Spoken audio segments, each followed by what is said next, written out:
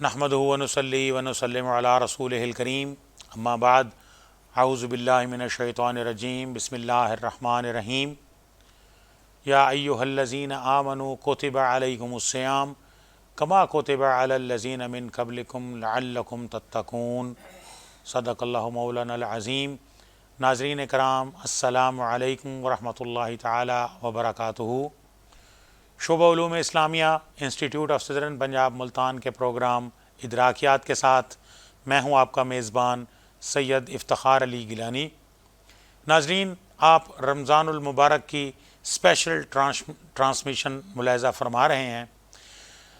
नाज़रीन, नबी करीम सल्लल्लाहु अलैहि वसल्लम एक रोज़ आप खुतबा के लिए मिंबर पर तशरीफ़ ले जा रहे थे तो जैसे ही आपने सीढ़ी पर कदम रखा फरमाया आमीन। 3 बार आपने आमीन फरमाया। जब खुतबा ख़त्म हुआ तो सहाबा कराम रिज़वानुल्लाह ताला अलैहिम अजमईन ने आप नबी करीम सल्लल्लाहु अलैहि वसल्लम से पूछा, या रसूलल्लाह सल्लल्लाहु अलैहि वसल्लम, आज हमने एक नई चीज़ देखी है, आपने 3 बार आमीन फरमाया। तो आप नबी करीम सल्लल्लाहु अलैहि वसल्लम ने जवाब दिया कि जिब्रील अमीन तशरीफ़ लाए थे, उन्होंने 3 बातें की हैं, उन 3 बातों में जो उन्होंने की हैं उस पर मैंने आमीन कहा। उनमें से एक बात ये थी कि जिसे रमज़ानुल मुबारक का बाबरकत महीना मिले और उसमें वो नेकियां करके जन्नत हासिल नहीं कर लेता तो वो बदबख्त है, वो लानती है, वो जहन्नमी है। तो आपने फरमाया आमीन। तो ये रमज़ानुल मुबारक का बाबरकत महीना, ये नेकियों का मौसम बहार है और इसमें हम ज़्यादा से ज़्यादा आमाल सालेह करें। नाज़रीन, आज के हमारे प्रोग्राम का मौजू भी रोज़ा और आमाल सालेह है। इस अहम मौजू पर गुफ्तगू करने के लिए हमारे स्टूडियोज़ में जो मेहमान स्कॉलर मौजूद हैं, मैं उनका तारुफ़ आपकी खिदमत में पेश करता हूँ। मोहतरम जनाब प्रोफेसर हाफिज़ मोहम्मद रिज़वान यासीन साहब, आप लेक्चरर हैं शोबा Uloom Islamia institute of southern Punjab Multan. अस्सलाम वालेकुम डॉक्टर साहब। वालेकुम अस्सलाम रहमतुल्लाहि व बरकातुहू। आप ना सिर्फ लेक्चरर हैं बल्कि आप PhD स्कॉलर भी हैं और माशाअल्लाह बहुत मज़हबी स्कॉलर हैं और माशाअल्लाह आलिम दीन भी हैं। तो मैं मोहतरम जनाब प्रोफेसर हाफिज़ मोहम्मद रिज़वान यासीन साहब को स्टूडियोज़ में खुशामदीद कहता हूँ। डॉक्टर साहब, बहुत बहुत शुक्रिया आप स्टूडियोज़ तशरीफ़ लाए। डॉक्टर साहब, रोज़ा और आमाल सालेह ये हमारा आज का मौजू है। तो रमज़ानुल मुबारक, जैसा कि मैंने अर्ज़ की कि नेकियों का मौसम बहार है, इसमें हमें ज़्यादा से ज़्यादा आमाल सालेह करने चाहिए। इस बारे में हमारे नाज़रीन को कुछ आगाह फरमाएँ। बिस्मिल्लाहिर्रहमानिर्रहीम। आपने अभी अपने इंट्रो में एक हदीस मुबारक का हवाला दिया, उसी को आगे लेते हुए मैं एक और हदीस मुबारक आपके सामने पेश करना चाहता हूँ। रमज़ान मुबारक का महीना हमें मिला है। ज़िंदगी में बहुत से ऐसे लोग हैं जो इस रमज़ान से पहले उनका इंतकाल हो चुका और हम पता नहीं अगले रमज़ान तक ज़िंदा हों कि ना हों। ज़िंदगी और मौत इसका वक्त अल्लाह ही को मालूम है। बेशक, लेकिन जो वक्त मिल जाए ये गनीमत के लम्हात होते हैं। इस एक हदीस मुबारक से इसका अंदाज़ा लगाएं। एक सहाबी रसूल है, उनका नाम मेरे जहन में महव हो रहा है। वो फरमाते हैं कि मैंने ख्वाब में देखा 2 सहाबी रसूल थे, वो दोनों ईमान लेकर आए। उनमें से एक सहाबी रसूल वो नौजवान बच्चे थे और एक सहाबी रसूल वो ज़्यादा सदका व खैरात करने वाले थे, ज़्यादा इबादात करने वाले थे। जंग में लड़ते लड़ते शहीद हो गए। उसी के साथ जो दूसरे सहाबी रसूल थे, ये दोनों इकट्ठे आए थे, इन्होंने ईमान कबूल किया था। वो ना ज़्यादा सदका व खैरात करते थे, ना उनकी इबादात में ज़्यादा कसरत थी। वो जंग के दौरान शहीद भी नहीं हुए। वो 1 साल उनके बाद ज़िंदा रहे, उनका इंतकाल उनके बाद हुआ। आप फरमाते हैं कि मैंने उन दोनों को देखा جنت میں جنت کا فرشتہ پہلے بلاتا ہے اس صحابی رسول کو جو 1 سال بعد فوت ہوئے، جو زیادہ صدقہ و خیرات نہیں کرتے تھے، عبادات کی کثرت بھی نہیں تھی. ان کو بلایا تو اس کے کافی دیر بعد ان کو جنت میں داخل کر دیا. کافی دیر بعد پھر اس صحابی رسول کو بلایا جو صدقہ و خیرات کثرت سے کرتے تھے، عبادات کی بھی کثرت تھی، جنگ کے دوران شہادت کی موت بھی ان کو نصیب ہوئی تھی. پھر ان کو بلایا، ان کو بھی جنت میں داخل کر دیا. میں نے بھی چاہا میں بھی اندر داخل ہو جاؤں. تو جیسے میں نے داخلے کی کوشش کی، اللہ کے فرشتے نے مجھے روک دیا اور کہا تمہارا ابھی وقت نہیں آیا. میں رک گیا. آپ فرماتے ہیں میں نے یہ خواب دیکھا. صبح میں آپ علیہ الصلاۃ والسلام کی اقتداء میں مسجد نبوی میں پہنچا اور نماز کی ادائیگی کے بعد آپ علیہ الصلاۃ والسلام کا معمول تھا، آپ تشریف فرما ہوتے تھے، صحابہ کرام سے جھمگٹا لگ جاتا تھا. پھر آپ پوچھتے تھے بتاؤ تم نے رات کیسے گزاری. ہر کوئی اپنا اپنا احوال دیتا تھا. تو صحابی رسول فرماتے ہیں میں نے بھی اپنا خواب حضور علیہ الصلاۃ والسلام کے سامنے عرض کی اور میں نے کہا یا رسول اللہ مجھے ایک بات سمجھ نہیں آئی. وہ صحابی رسول جو نہ شہادت کی موت ان کو نصیب ہوئی، نہ زیادہ صدقہ و خیرات کرتے تھے، نہ زیادہ عبادات تھیں، وہ پہلے جنت میں داخل ہو رہے ہیں.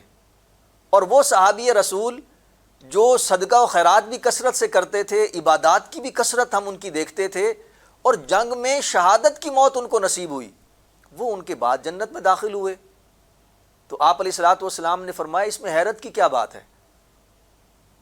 تو یا رسول اللہ وہ تو زیادہ ثواب ان کا، شہادت کا رتبہ ان کا، اور یہ ان کے بعد جنت میں داخل ہو رہے ہیں. آپ علیہ الصلاۃ والسلام نے فرمایا تم نہیں دیکھتے وہ اس کے 1 سال بعد فوت ہوئے اور ان کو 1 رمضان المبارک زندگی میں زیادہ مل گیا تھا. اللہ اکبر. 1 رمضان المبارک زیادہ مل گیا تھا. اور زندگی میں اگر 1 رمضان المبارک زیادہ مل جائے تو بندے کے مراتب کہاں تک پہنچ جاتے ہیں، اس کی ایک ایک گھڑی کتنی قیمتی ہوگی. آپ خود دعا فرمایا کرتے تھے کہ رمضان تک مجھے زندہ رکھنا. سبحان اللہ. یہ وہ مہینہ ہے، اس کی ایک ایک گھڑی نعمت ہے، اس کی ایک ایک گھڑی قیمتی ہے. اور جن کو یہ نصیب ہوتا ہے وہ یہ مہینہ اعمال صالحہ میں گزاریں. اعمال صالحہ یہ ویسے بھی ایسا نہیں ہے کہ صرف رمضان المبارک میں ہی اعمال صالحہ کرنے ہیں، نہیں، اعمال صالحہ تو مومن کی زندگی سے عبارت ہیں. مومن اس کے بغیر تو اپنی زندگی کا تصور نہیں کر سکتا، لیکن اس میں وہ خاص نگہبانی کرتا ہے اور اعمال صالحہ کی کثرت کی کوشش کرتا ہے. اور اس میں یہ کوشش کرتا ہے اگر باقی دنوں میں کہیں سستی رہ گئی ہو، نماز میں سستی رہ گئی ہو، ویسے تو نماز کا پڑھنا فرض ہے جس کو عمومی طور پر اہمیت نہیں دی جاتی. بڑے درد دل کے ساتھ میں عرض کرنا چاہتا ہوں، ہمارے رمضان المبارک میں تو مساجد بڑی آباد ہوتی ہیں، صفیں بھری ہوئی ہوتی ہیں، اور اس کے باقی دنوں میں دیکھا جائے پہلی صف بھی پوری نہیں ہو رہی. ہم جو ہے وہ نماز کو اہمیت نہیں. نماز سب سے بڑا فرض ہے، اور یہ ایسا فرض ہے کسی صورت معاف نہیں ہو سکتا. اس کے بارے میں اتنی زیادہ وعید ہے. آپ علیہ الصلاۃ والسلام نے فرمایا مومن اور کافر میں جو فرق کرنے والی چیز ہے وہ نماز ہے. نماز جو بندہ نہیں پڑھتا، فتاویٰ تو آپ دیکھیں ذرا تو دل کانپ جاتا ہے کہ اگر ائمہ کے فتاویٰ دیکھے جائیں، وہ تو یہاں تک فتاویٰ ہیں کہ وہ تو کوئی کفر کا فتویٰ بھی لگا دیتے ہیں، اور کچھ تو اس کی نماز جنازہ کے قائل بھی نہیں نظر آتے، اور کچھ تو کہتے ہیں اس کو مسلمانوں کی بستی سے ہی نکال دیا جائے بے نمازی شخص کو، اور نماز کو ہم اہمیت نہ دیں. نماز پہلا فرض ہے. اس کے بعد آپ اگر فرائض کی بات پر آئیں تو پھر زکوٰۃ جو صاحب نصاب ہے اللہ نے اس کو صاحب نصاب بنایا ہے، زکوٰۃ نکالنا اس پر فرض ہے، زکوٰۃ کی ادائیگی فرض ہے. پھر رمضان کے روزے یہ فرض ہیں. ایسا نہیں ہم اپنی مرضی پہ آئے آج دل کر رہا ہے تو روزہ رکھ لیں، اگر دل نہیں کر رہا تو روزہ چھوڑ دیں. ایک روزہ چھوڑ دینا اگر آپ نے چھوڑا، اس کی قضا ادا کرتے رہیں، پوری زندگی روزے رکھتے رہیں، وہ اس رمضان کا قضا نہیں ہو سکتے. وہ جو ایک روزہ آپ نے چھوڑ دیا ہے وہ دوبارہ نہیں مل سکتا آپ کو، وہ زندگی سے آپ کی مائنس ہو گیا. اتنا بڑا اثاثہ آپ نے ضائع کر دیا. یہ مومن جب اب اس اہمیت کو سمجھتا ہے اس اہمیت کو سمجھتا ہے کہ اللہ رب العزت نے میرے اوپر کتنا بڑا کرم فرمایا ہے، رمضان المبارک کا مہینہ عطا فرمایا، یہ سعادت والی گھڑیاں وہ ایک ایک لمحہ بھی ضائع نہیں کرتا۔ رمضان المبارک کا روزہ نہ رکھنا اس کا تو تصور نہیں کیا جا سکتا، اور رمضان المبارک کے پورے مہینے کے روزے رکھنا۔ پھر اگر کوئی صاحب استطاعت ہے، اللہ رب العزت نے اس کو صاحب استطاعت بنایا ہے، مال و دولت عطا کیا ہے، حج وہ فریضہ ہے، اللہ رب العزت نے جس کو بھی مال و دولت عطا فرمایا ہے اس کے ذمے حج کرنا فرض ہے۔ اگر کوئی صاحب استطاعت حج نہیں کرتا، وہ ایک بڑے اہم رکن سے، اتنی بڑی وعید ہے، آپ علیہ الصلوۃ والسلام فرماتے ہیں کہ جو شخص حج کی استطاعت رکھتا ہو اور حج نہ کرے، اس کے لیے آپ علیہ الصلوۃ والسلام نے احادیث مبارکہ میں بڑی سخت وعید فرمائی ہے۔ مومن تو ہر لمحہ اور ہر لحظہ اپنے سامنے اللہ اس کے رسول کے فرمان کو رکھتا ہے، وہ اپنی زندگی کو انہی کے نمونے پر چلنے کی کوشش کرتا ہے، اور یہ کوشش کرتا ہے کوئی ایسا عمل نہ گزرے کہ آپ علیہ الصلوۃ والسلام کی سنت کا تارک ہو جاؤں۔ صحابہ کرام کس درجے سنت کی پیروی پر، سنت کی اتباع کی کوشش کرتے تھے، میں دو مثالیں آپ کے سامنے پیش کرنا چاہتا ہوں۔ جی، اعمال صالحہ تو میں نے آپ سے عرض کی ویسے ہی کرنی ہے، لیکن سنت کی پیروی ہم یہ سمجھتے ہیں یہ سنت ہے، یہ فرض ہے، فرض ادا کرنا ہے، سنت کو چھوڑ دینا ہے، کوئی مسئلہ نہیں۔ صحابہ کرام کے ہاں یہ تمیز نہیں تھی، وہ دیکھتے تھے میرے آقا نے یہ عمل کیا ہے، اللہ اکبر، وہ آقا کے عمل کو اپناتے تھے۔ حدیث پاک میں آتا ہے ایک مرتبہ حضرت عمر فاروق رضی اللہ تعالیٰ عنہ، آپ نے کرتا سلوایا، کرتے کے بازو لمبے ہو گئے۔ کبھی ہم سلواتے ہیں نا، اس وقت یہ بٹن نہیں ہوتے تھے کف، وہ کرتا ہوتا تھا جس کے آگے آپ بڑھ جاتے ہیں بازو، تو آپ کے بازو لمبے ہو گئے۔ آپ نے اپنے صاحبزادے عبداللہ کو بلایا، عبداللہ ابن عمر، آپ نے فرمایا عبداللہ چھری لے کر آؤ، بازو بڑے ہو گئے، ان کو کاٹنا ہے۔ وہ عرض کرنے لگے ابا جان چھری سے کاٹیں گے یہ تو بھدا لگے گا، اس کے دھاگے نکلیں گے، میں کینچی سے بہترین طریقے سے اس کو کاٹ دیتا ہوں۔ حضرت عمر فاروق رضی اللہ تعالیٰ عنہ آپ فرمانے لگے عبداللہ میں نے رسول اللہ صلی اللہ علیہ وسلم کو دیکھا، آپ کے بازو مبارک بڑے ہو گئے، آپ نے چھری منگائی اور اس چھری سے وہ بازو کاٹے تھے، مجھے نہیں معلوم کہ یہ بھدا لگے گا یا خوبصورت لگے گا، میں تو وہ سنت ادا کرنا چاہتا ہوں۔ اللہ اکبر۔ حضرت عبداللہ ابن عمر کے بارے میں آپ سنیں، آپ راستے سے جا رہے ہیں، ایک راستے سے گزر ہوا، درخت اونچا تھا درخت، آپ نیچے سے گزرے، نیچے سے جب بندہ درخت گزرتا ہے تو لازمی بات ہے درخت چھوٹا ہو، ٹہنیاں لگتی ہوں تو جھک کر گزرتا ہے، تو حضرت عبداللہ ابن عمر درخت کے نیچے سے جھک کر گزرے۔ صحابہ کرام ساتھ تھے، عرض کرنے لگے عبداللہ ابن عمر بات سمجھ نہیں آئی، درخت کی شاخیں تو بہت اونچی ہیں، آپ اس کے نیچے سے ایسے کیوں گزرے کہ جیسے درخت کی ٹہنیاں آپ کو لگتی ہوں؟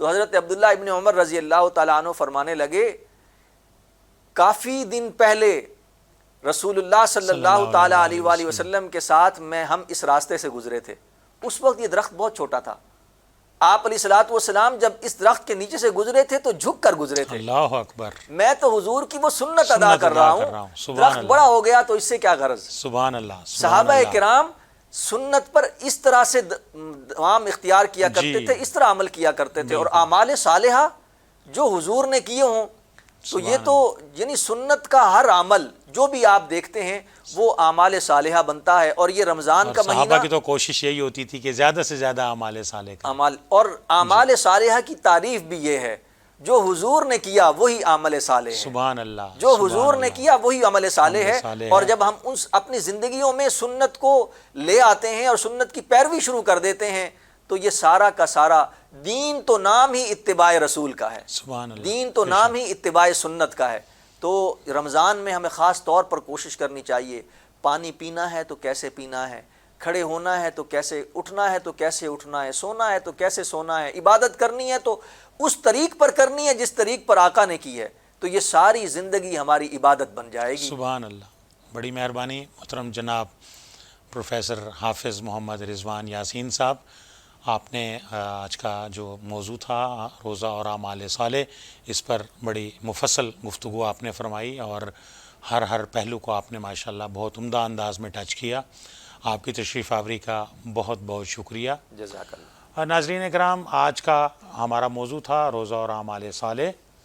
تو اس موضوع پر محترم جناب پروفیسر حافظ محمد رضوان یاسین صاحب، لیکچرر شعبہ علوم اسلامیہ، institute of southern Punjab Multan, آپ نے بہت عمدہ انداز میں گفتگو فرمائی، اور ضرورت اس امر کی ہے کہ ہم بھی رمضان المبارک میں اور غیر رمضان میں بھی زیادہ سے زیادہ اعمال صالح کریں۔ اور جیسا کہ ابھی پروفیسر صاحب فرما رہے تھے کہ اس میں یہ نہیں ہے کہ ہم نے صرف عبادات، ہمارا فوکس صرف عبادات ہوتی ہے، میں نے نماز پڑھ لی، میں نے روزہ رکھ لیا، میں نے حج کر لیا، تو میں نے، بلکہ نہیں، زندگی کا ہر لمحہ اللہ اور اس کے رسول کے حکم کے مطابق ہو تو گویا عبادت ہے۔ ہم کھانا کھا رہے ہیں، اگر ہم ہاتھ دھو کے بسم اللہ پڑھ کے دائیں ہاتھ سے کھائیں تو یہ بھی ہماری عبادت ہے۔ ہم بسم اللہ پڑھ کے اور دائیں ہاتھ سے پانی پئیں، بیٹھ کے پئیں، 3 سانس میں پئیں، اللہ کا شکر ادا کریں، یہ بھی ہماری عبادت ہے۔ ہم سونے کا جو طریقہ ہے، سنت طریقے سے ہم سوئیں تو ہمارا سونا بھی ہماری عبادت ہے، ہمارا جاگنا بھی ہماری عبادت ہے۔ گویا کہ زندگی کے ہر، ہم سواری پر بیٹھے ہیں، ہم سنت طریقے سے بیٹھیں اور دعا پڑھ کے بیٹھیں تو وہ بھی ہماری عبادت ہے۔ تو اللہ تبارک و تعالیٰ سے دعا ہے کہ اللہ تبارک و تعالیٰ ہمیں زیادہ سے زیادہ اعمال صالح کرنے کی توفیق عطا فرمائے۔ انہی الفاظ کے ساتھ اپنے میزبان افتخار علی گیلانی کو اب اجازت دیجیے۔ اللہ حافظ۔